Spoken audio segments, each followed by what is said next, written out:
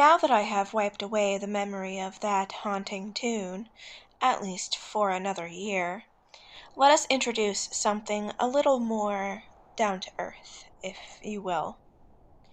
We are now well into January, and the harshest portion of winter may indeed be showing its might freely. The blizzards show no mercy, and the soft beauty of December and early January have given way to deep freezes and ice, the danger of the season truly upon the earth. Setting the weather conditions aside for just a moment, what if there are other dangers, or perhaps opportunities, lurking within the snowstorms? What if, in a sense anyways, Frosty the Snowman is more than just a fairy tale?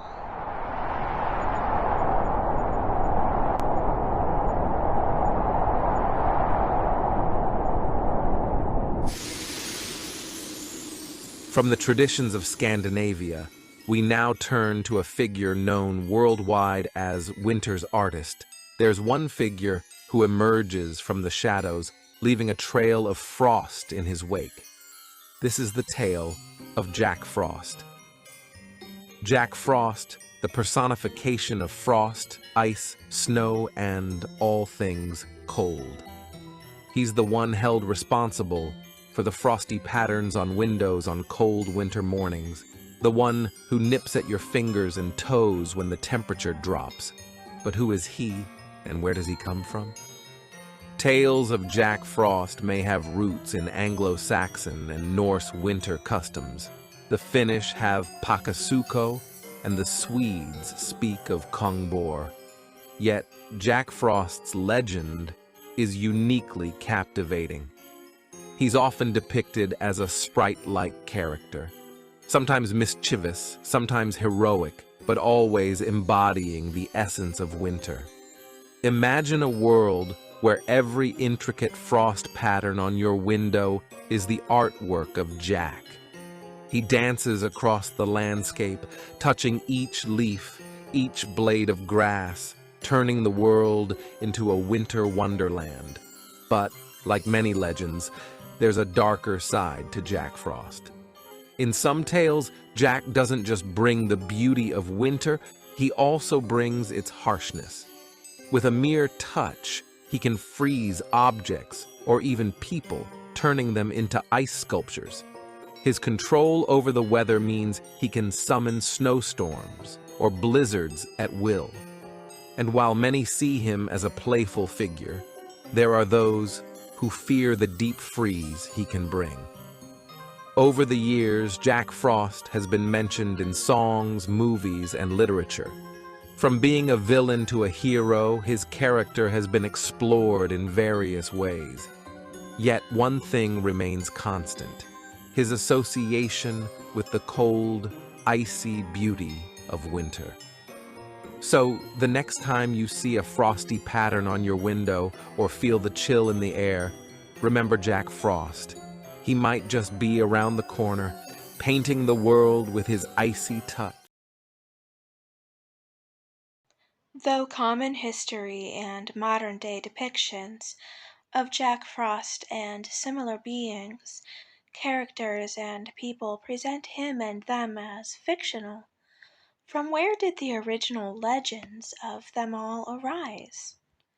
Maybe they are not so metaphorical after My all. first experience, and I wanted to share this with you, was probably 4 or 5, real young, and it was a real cold winter night. The wind was blowing, and I woke up to thumping on the window. It was like a wind hitting the window. Have you ever heard the wind hit the Yeah. window pretty hard? But it makes like a thump, and it woke me up. And so I was looking at the window, and I saw a foggy orb kind of rotating around the window like a swirling fog, and uh, and I just kept staring at that, and then it formed into a face, a sprite-like face, and it was looking right at me.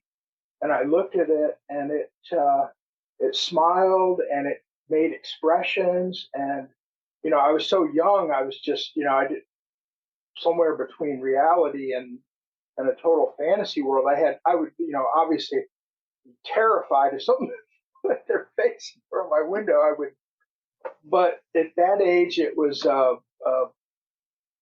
completely just, I guess, I thought maybe I was looking at a TV set or something, just an image in the window.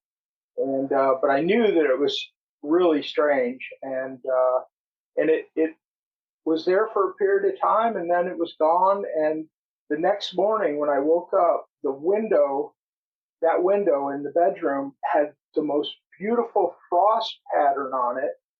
I mean, it was the whole window was like a painting, and every other window in the house just had like a fog and some condensation on it. Yeah. There was no other window in the house that had that pattern, and I knew that Jack Frost had come to my window that night and left this incredible uh, fractal pattern of, and I haven't seen that in years. But I tried to show my mom. I said, look at this, look at this, and she was, stunned. She was like, "What? That is really amazing," because this frost pattern was so intricate. And if you ever looked at a snowflake or frost, it's just an endless like work of art. So I thought it was some sort of elemental that came and got my attention and thought, I guess, it would be fun to interact with me, and then left that little miracle on the glass. And I went to every other room. Once I realized that window was the only one with the frost on it, I went to every other window in the house, and just verified that. And so that was another incredible memory. Wow. Yeah. I'm drawn to tears listening to that, because that to me is, is nature reaching out. Chance, I think that this elemental was out and about on a cold, blustery night, and he maybe just wanted to get my attention, and that was the. I remember the window going boom boom like that. It was a wind was striking it, and then it was making kind of a drumming sound like boom boom, and that woke me up. Yeah. Yeah, so I don't know if I can correlate that to any aspect of my life, or I think that I think he just showed up and wanted to share something with me. He looked at me and maybe looked through the window and saw me, and but it's as real as somebody walking through the door right now for me. I mean, that was absolute. It wasn't my imagination. No. I mean, people, they want to say, well, that's your, you had maybe watched Jack Frost cartoon, and then you had this idea, but that, no way could I have imagined something that defined, that well defined. Do you remember what his face was like, and have you ever seen any pictures that you felt were similar to what he looked like? Assuming it was a he. Yeah, exactly. I mean, there was no definite. I'm using the word he there, obviously. Just if you can imagine all of the typical and every image of a sprite, of a wood sprite, the face of a sprite. That's exactly what it was. Yeah. Whimsical, just maybe even mischievous look, and white, like pure white, and I can't remember if he had any eye color, but it appeared initially as a wispy thing, and I don't know if that was my perception of it, like a swirling orb. And I recognized that energy that I was experiencing at the window was result of that orb, and then it formed into a face. Mm. And the face was very well defined. It was very distinct. No mistaking that for anything. And it was, kind of what you see with a childlike, but yet that it isn't a child. Yeah. The features of a child, but not young, not really young. Uh, Mhm. and that's about the best I can do. I can't remember if I think that the outer edges of it remained kind of hazy. I can't remember if he had Yeah. hair, or no hat or anything like that. It was an energy being. I mean, it was formed of energy, Mm. and so it didn't have any uh, other than the features, any other distinguishable things that I can, Sure, yeah. The segment you have just heard may warm your spirit or chill your bones, but I would like to suggest that he may be truthful in his tale. Over the years, I too have had fleeting experiences at night with ethereal faces in my window. Ah, and perhaps these are stories for other evenings. It's very tricky to definitively find where the name Jack Frost arose from. Certainly the name Jack referred generically to any man during the 1500s and 1600s, and characters known as Jack often shone as the heroes in old folk tales such as Jack and the Beanstalk and Jack the Giant Killer, and in nursery rhymes as Jack Horner and Jack Sprat. The name Jack Frost is widely thought to have derived from a jockle Frosty character, but there doesn't appear to be any original references to a personification of this name. Though there are mentions of two beings, jockle, which means glacier or icicle, and Frosty, which means frost, in Scandinavian mythology. They are sons of the Lord of Winds, Kari. I do find it interesting that in The Year's Round, the poem, Mr. Frost is the son of the North Wind, so that kind of harks back to this idea of Jockle, icicle, and Frosty, frost, being the sons of Kari, the Lord of the Winds. So there's obviously something carried over there in tradition and folklore. These beings are perhaps more of a colder, darker figure than Jack Frost. I'm also reminded of the kind of vibe of the character of the Snow Queen, and like many of the Victorian fairy tales of the time, when it was published, she is a dark fairy seductress of men and abductor of children. Alas, as we see here, there are several examples available of non-human people living in the snowstorms, the clouds, and the winds. Perhaps even what human people would consider gods. And though we have Jack Frost apparently painting one child's window in relatively modern years with such a friendly encounter, and though it seems that we have perhaps reason to believe that such elemental peoples live and play among us, we have yet the other side of the coin, and that side is far more unpredictable. A snowstorm is one weather phenomenon you don't want to be surprised by. The same can be said of the Yuki-Onna, one of Japan's harshest winter monsters. This icy snow maiden might steal your heart or your life. She is beautiful and dangerous, the incarnation of winter storms. In some regions of Japan, just catching a glimpse of this figure will cause your soul to leave your body. Other places give her the trait of motherhood.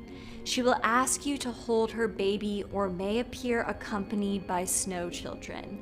And in some region stories, she's a vengeful spirit, actively seeking out those who wronged her when she was alive. I'm Dr. Emily Zarka, and this is Monstrum.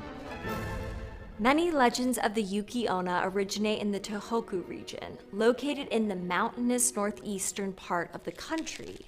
Known as one of the coldest regions of the island, the area sees more snowfall than any other region in Japan.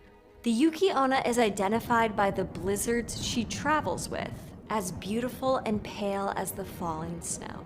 She may have black or white hair, but it is always very long. Her thin, tall body can appear naked, but more often it is wrapped in a blindingly white kimono. Yuki-Onna looks like a woman, so many mistake her for a ghost, but she isn't the spirit of a dead person. That's Hiroko Yoda, author of the yokai book Yokai Attack, the Japanese Monsters Survival Guide. She is a yokai, a living personification of cold and winter.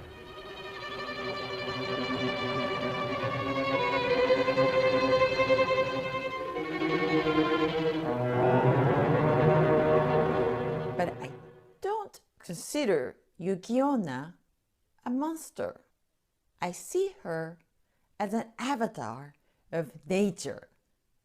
The fact she's wearing a thin kimono, it's such condition, it's strange. But the white color is odd too. Of course, it symbolizes frost and snow.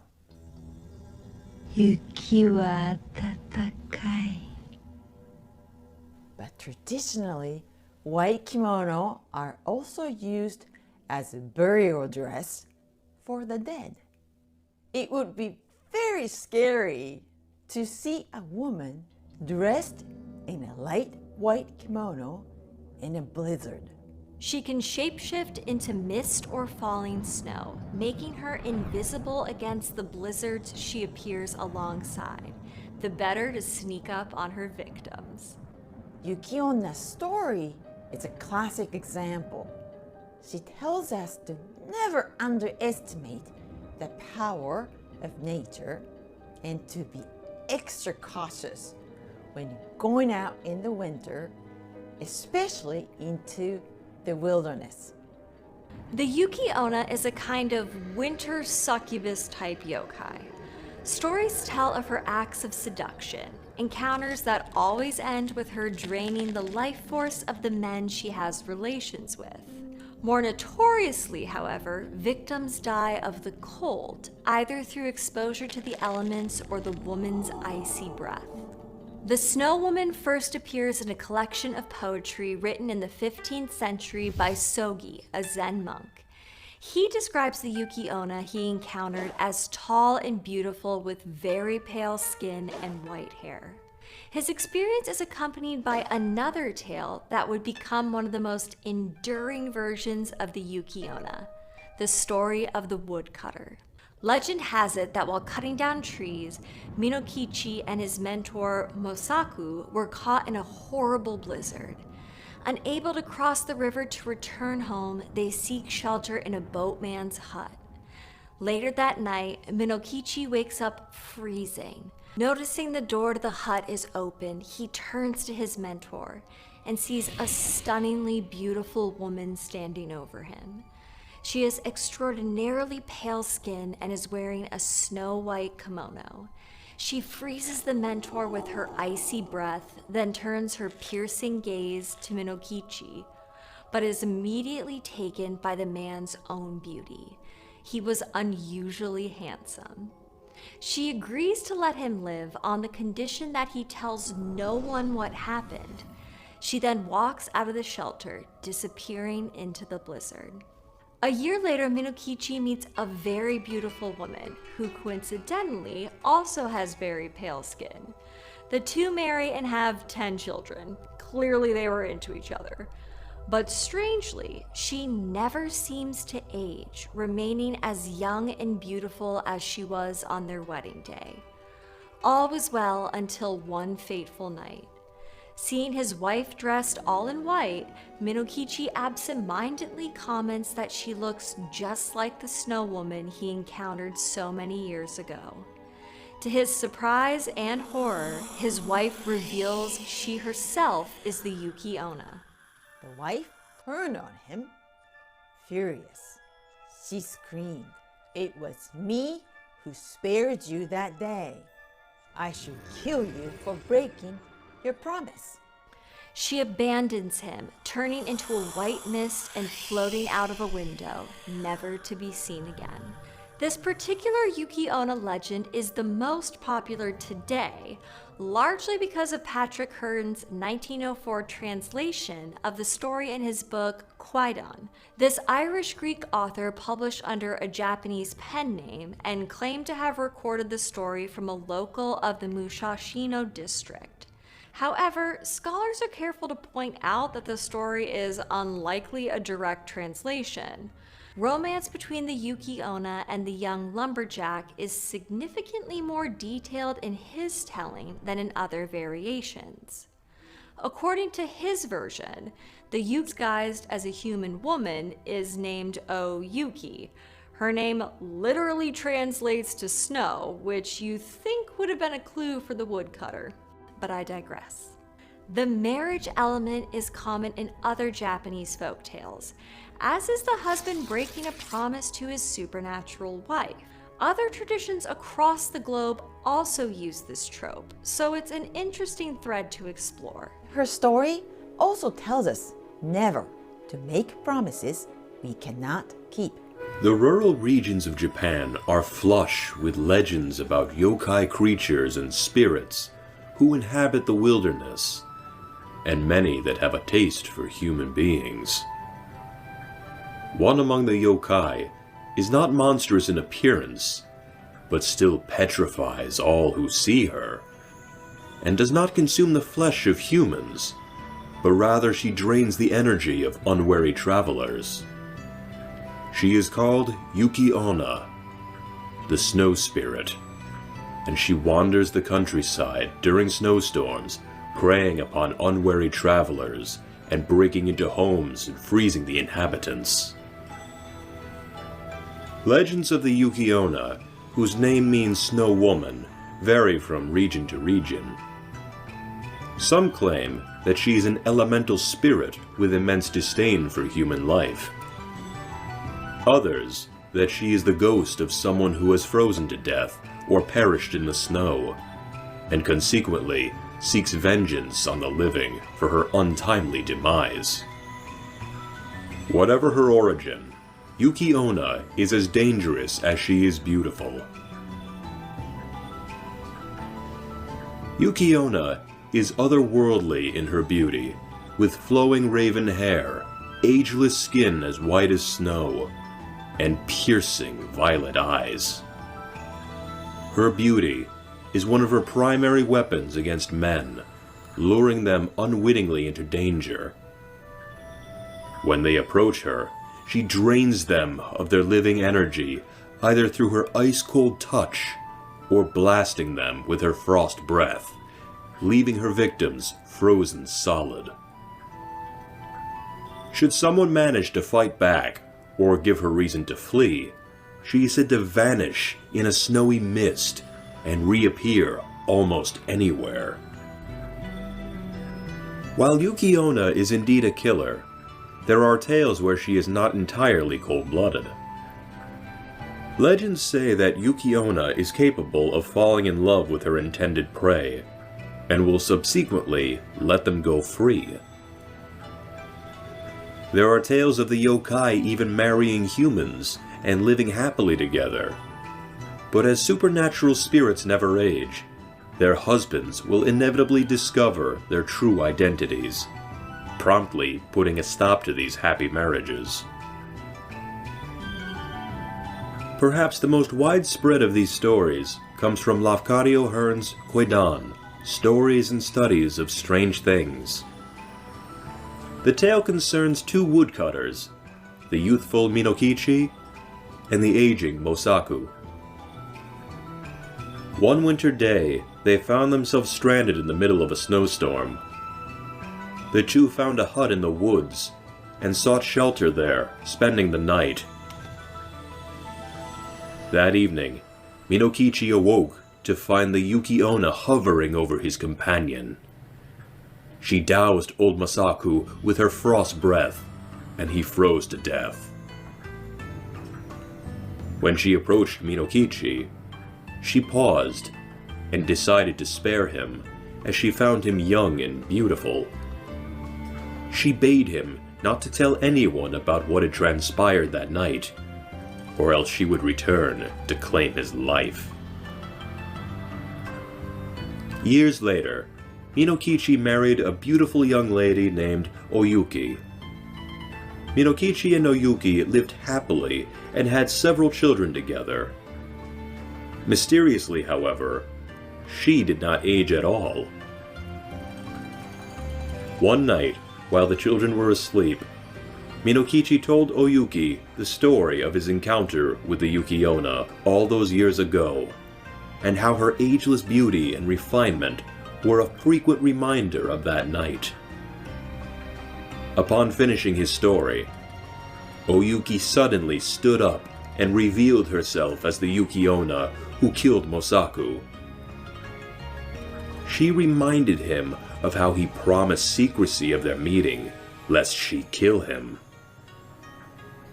But because he was the father of their children, she spared him once again, before vanishing once more, never to be seen again. Japanese folklore surrounding this mysterious figure is filled with stories of this nature. Yuki-Onna undergoing a human disguise or playing a trick on intended prey. Someone discovering her true identity, and the yokai being defeated or leaving them behind. Yuki-Onna is a particularly mystifying creature.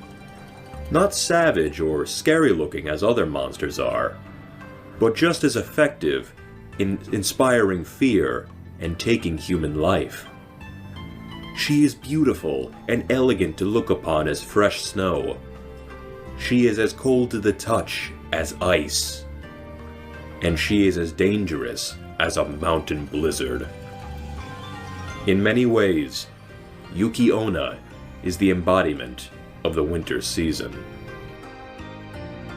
Although it may seem cold to most people here, perhaps she needs to eat, and maybe it so happens that she needs to feed from human life force, and like many other non-human people at the fringes of human awareness, aka energetic empaths, humans are simultaneously potential food sources, breeding stock, and just maybe in some circumstances, are incarnated soulmates to the non-human person in question, and this may bring about marriage.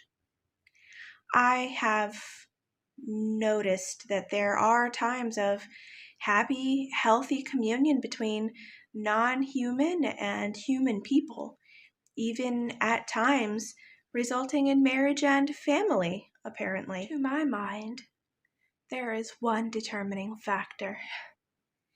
Can you keep cool enough to keep a promise?